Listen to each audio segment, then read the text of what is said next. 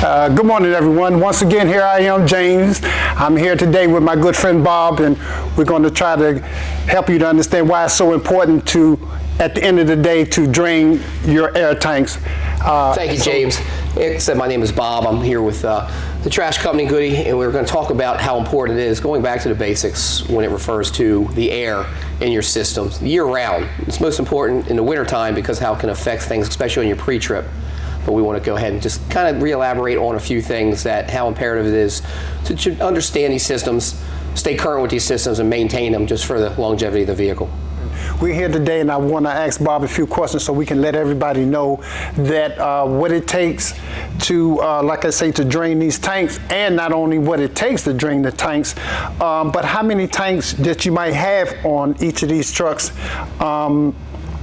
or where they're located. Obviously, the drivers should know where they're located. So I'm gonna ask my good friend Bob to come in and kind of explain a few things to you about what I just said.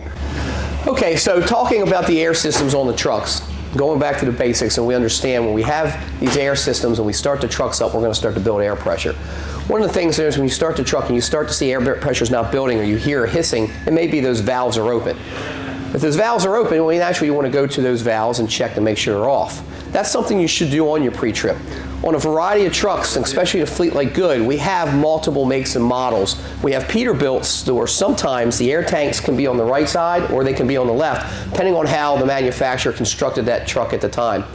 The Max, there are several types of Max, from the Granites to the MC models. Their tanks can also be in various locations. Just keep in mind, between the driver's wheel, pretty much behind the battery box and the fuel tanks and forward of the front axle, you're going to find those air tanks within that area, either the left or the right side.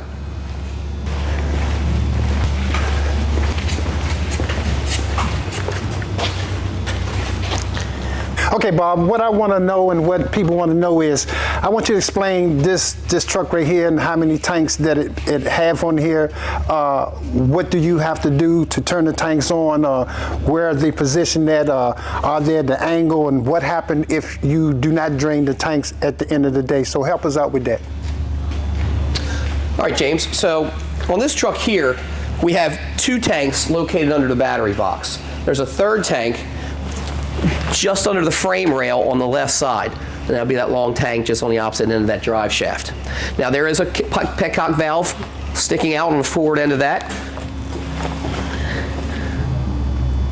And then we have on these two tanks, we have two more petcock valves. 1, 2, so this would make 3 tanks total. Now if you notice, these petcock valves sit at the lowest point of the tank and are usually on an easy accessible point where the drivers can get to them. Now these valves, if you notice this valve, these handles are turned against the flow of the air. When the valves are turned in line, that means they're open. Again, we want to have them at the lowest point, so whatever residual condensation sits at the bottom of the tank, it's naturally going to blow that out initially. Okay. So Bob, so tell me and explain to the folks out there, what happens if you don't drain the tanks? Or is it a certain season when you have to drain the tanks? Do you always have to wait till the cold season? Or is it, you can just do it on the dry season? So just explain to us the proper procedure of when you should drain the tanks. All right, well, bleeding the air tanks is a year-round process. We think wintertime, which when we do have the colder climates and the temperatures are below 32 degrees, that you're going to have the tanks freeze up if the water's in there. But for the longevity of the vehicle, year-round, it's imperative to bleed these off on a regular basis just so you get the moisture out of there. Having the moisture, even in comfortable climates, that water will build up, continue to create corrosion inside the tanks, as well can foul up the air lines, which again, remember, these are your air lines. This is what's providing your braking, so you don't want to have anything impeding that flow of that air. Therefore, if that water tends to sit in there, again, even warmer climates, it won't allow the function properly of the air systems. Just explain to me, as well as everybody else, at the end of the day, how important it is, or what happened if you don't bleed the trucks, what would happen at that point, at the end of the day, if you just leave these trucks unbled, what would actually happen? Well, failing to bleed the truck, let's just say you start your next day and you didn't bleed them the previous day, you come in and it's a cold climate, as we mentioned previously, you're going to have lines that are frozen. Therefore, you go to turn those quarter-turn petcock valves, the water won't come out because whatever's there is now ice. So you're going to have to use alternate means, let the day warm up, use some external heating devices or something to apply heat there to try to have that frozen ice back into its liquid form so you can actually bleed it out. But what's really important is to do this, and when to do it and how to do it, is for starters, you want the truck to be off. You're going to bleed your tanks at the completion after you've done pretty much on your post-trip. You'll go over here and be a part of your process is to make sure the truck is secure.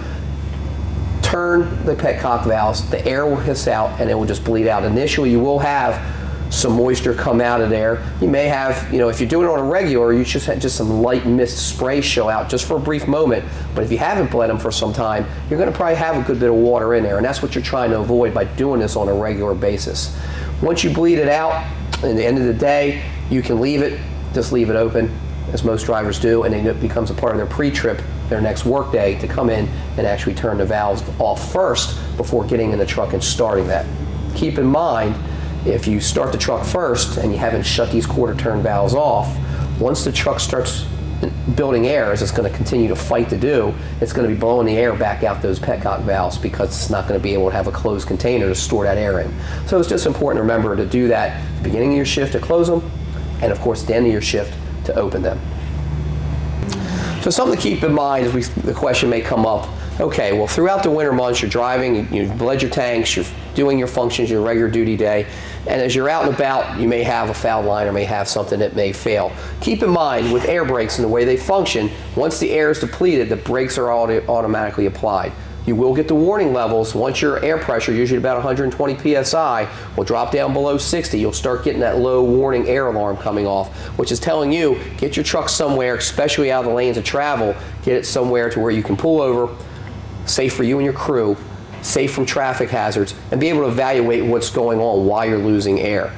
You might be losing air because the air is not flowing to where it needs to flow. You may have a fouled line. You may have a ruptured line. You may have ice in that line that may take one of these hoses and break these hoses. But there's certain things that you need to look into for preventative measures to just be aware of, and to refresh you that if this does happen, especially in the colder climates, it can happen also on a hot summer day. But to keep in mind, there's a device right under here we want to talk about, and this device right here allows, you'll hear your truck when it's sitting, and you'll hear a hiss, a loud and that at times, as the air pressure builds up over that 120 psi, it's allowing that air to not exceed a certain max capacity and bleeds out that overloaded air, as well as blow out some moisture. But this is a device that will actually help prevent some of that, but again, it's not foolproof as far as if you do get some moisture in the lines and be able to have to rectify that problem. Again, just remember the key thing is those low warning air lights come on to get your vehicle into a safe spot, evaluate what you got going on, and then you may have to look at alternate means of calling your supervisor or mechanic staff to get down and evaluate the problem. So again, Bob, I want you to help me explain what happened if the driver fails to check the air tanks and got out there on the road or the highway and breaks down because of the air tank. What is he to do at that point as far as safety and for his crew? What is the measure that he needs to take at that point? Well, the driver, James, should get an initial warning for low air alarm. So he'll have usually 2 gauges or usually 1 gauge with dual needles, depending on the type of setup you have. You're going to start seeing that low air warning light come on the dash. When it gives you that warning, that's your green light to tell you, hey, I need to act, get the vehicle off, put myself in a safe position, not where I'm blocking the road, not where I'm hurting or the flow of traffic or even endangering my crew, but get that vehicle off as quick as you can, because you do have some time to respond before you have no air, and once you lose that air completely, your brakes will engage, and then you can't move the truck. So therefore, getting that truck somewhere to be safely parked in case those brakes engage, you can have it out of the road, and now you can rectify the problem or try to identify the problem. Once you kind of identify or what you believe think's going on, you have no air in your system, find out, come out here and double check, see if you can find out where it's leaking from. It might be a busted line. It might be a valve isn't closed properly. If it's something simple like a valve, you can fix that yourself. But if there's something going on with something more mechanical, now you need to make that notification to your supervisor and to your mechanical staff to get them down there. Now, let's say if it's a winter months and we have an issue where we have fouled lines because they are frozen, Then there's going to be alternate means that will come up. If you look over here, we have this salamander device. It's a heating device. It can be portable. Usually runs off both fuel or electric. And this can actually be brought out. It's a challenge to load this thing up into a mechanic truck and get it out there, but if this is the opportunity we have, we may have to take this. We get in an area through the exhaust nozzle here, just simple switches, and they can actually fire this up. Once the heating element gets to its desired point, you'll get that effect on those tanks, and it can hopefully foul up whatever's impeding that, preferably ice, because that's what this is going to rectify. If it's something else, again, a line that has been compromised, then that's going to just be something that's going to have to be repaired, possibly right there. What's also important, when you identify this in today's technology, photograph what you're looking at, maybe even make a video, identify where you hear it. If it's something you can't rectify, like a simple petcock valve, and you can hear a line breaking or compromised air coming out of it, identify that, because the mechanic shop may actually see what that is. It may be a short shot section of line that they can just undo 2 couplings and replace that line, and then get you back in service to keep you from coming back or having that vehicle towed.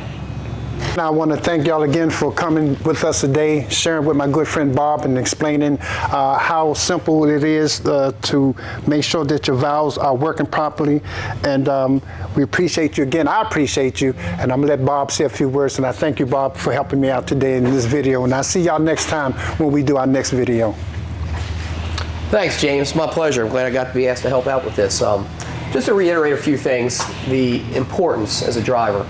Just keep in mind, from day one when you get your CDL, you understand you're a professional. You're shown how to go through your truck, understand your truck, and when you're in this truck, this is your responsibility. Especially in this business, you have other individuals you're responsible for. Making sure that not just yourself, but your crew gets home safe at the end of the day. By understanding simple things such as your air system and other devices on your truck and how it operates is nothing more but the highest amount of responsibility that's in your hands. So keeping in mind, doing a proper pre-trip in the morning, going through your system, identifying, you know your truck. You'll know, it's just like your personal vehicle. You'll know if something isn't operating right or if you hear something different. Be mindful of that when you're out here. If something's not right or something's indicating on the dashboard, bring that to the attention to see if it can be something can be fixed, because you just never know what it may lead to. When you're out there and you have something that's mainly controlling the speed of this truck, or reducing that speed, which is your brakes and these air systems that we just went over, are very important, especially throughout the day. Your volume's getting heavier. You may have a light ride to the route, but you're going to have that intensified on your ride to the dump with that crew. And maintaining these systems and being aware of what they're doing and knowing their limitations and capabilities are to your advantage. So be safe. Again, thank you, James, for having me here with you on this.